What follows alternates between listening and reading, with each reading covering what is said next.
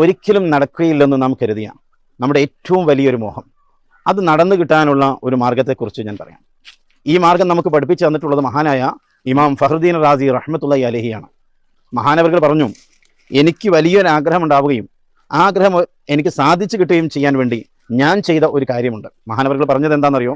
വെള്ളിയാഴ്ച ദിവസം പുരുഷന്മാരാണെങ്കിൽ വെള്ളിയാഴ്ച ജുമുഅ നിസ്കരിച്ച് കഴിഞ്ഞ് അതിൻ്റെ സുന്നത്തുകളൊക്കെ നിർവഹിച്ച ശേഷം, ജുമുഅ കഴിഞ്ഞ് അതിൻ്റെ ദിക്റുകൾ സ്വലാത്തുകൾ എന്തൊക്കെയാണോ സാധാരണ ജുമുഅക്ക് ചെയ്യാറുള്ളത് ആ കാര്യങ്ങളൊക്കെ കഴിഞ്ഞ് ജുമുഅക്ക് ശേഷമുള്ള സുന്നത്ത് നിസ്കാരം കഴിഞ്ഞു അതിനുശേഷം ഞാൻ സൂറത്തുൽ ഫത്ഹ് 7 പ്രാവശ്യം ഞാൻ ഓതി. മഹാനവറുകൾ പറയാം, സൂറത്തുൽ ഫത്ഹ് 7 പ്രാവശ്യം ഞാൻ അങ്ങ് ഓതി. അതേ ഇരിപ്പിലിരുന്ന് ഞാൻ അങ്ങ് ഓതി.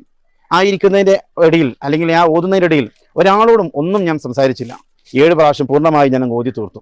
അതിനുശേഷം യാ ഫത്താഹ് എന്നുള്ള അള്ളാഹുവിൻ്റെ ഏറ്റവും വലിയ ഒരു ഇസ്മ, യാ ഫത്താഹു യാ അള്ളാഹ്, ആ ഇസ്മ ഞാനങ്ങ് ചൊല്ലി. അത് എത്രയാണ് ചൊല്ലിയത്? യാ ഫത്താഹ് എന്നതിൻ്റെ അബ്ജദിയ കണക്കനുസരിച്ച് 489 പ്രാവശ്യം ആ ദിക്റും ഞാനങ്ങ് ചൊല്ലി. 7 സൂറത്തുൽ ഫത്ഹ് ഓതി, യാ ഫത്താഹു യാ അള്ളാഹ് എന്ന ദിക്റും 489 പ്രാവശ്യം ഞാൻ ചൊല്ലി. എന്നിട്ട് ഞാനങ്ങ് ദുആ ചെയ്തു.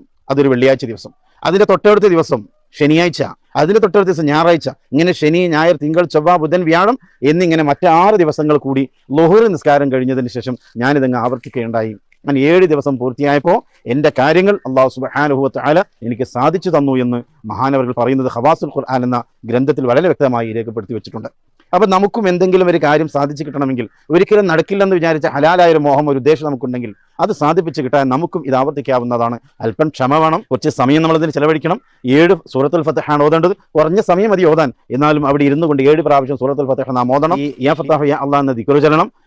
അതൊക്കെ ചെയ്യുന്ന സമയത്ത് ഒരു വാക്ക് പോലും നമ്മൾ മറ്റൊന്നും ഉരിയാടാതെ ഇവരൊക്കെ നേരെ ഇരുന്നു കൊണ്ട് നമ്മൾ ചെയ്യണം. അതിന് നമ്മൾ തയ്യാറായാൽ തീർച്ചയായും നമ്മുടെ കാര്യങ്ങൾ, നമ്മുടെ ഉദ്ദേശങ്ങൾ നമുക്ക് സാധിപ്പിച്ചെടുക്കാൻ കഴിയും. അല്ലാഹു സുബ്ഹാനഹു വ തആല നമ്മുടെ എല്ലാ ആഗ്രഹങ്ങളും സാധിപ്പിച്ചു തരുമാറാവട്ടെ. ആമീൻ.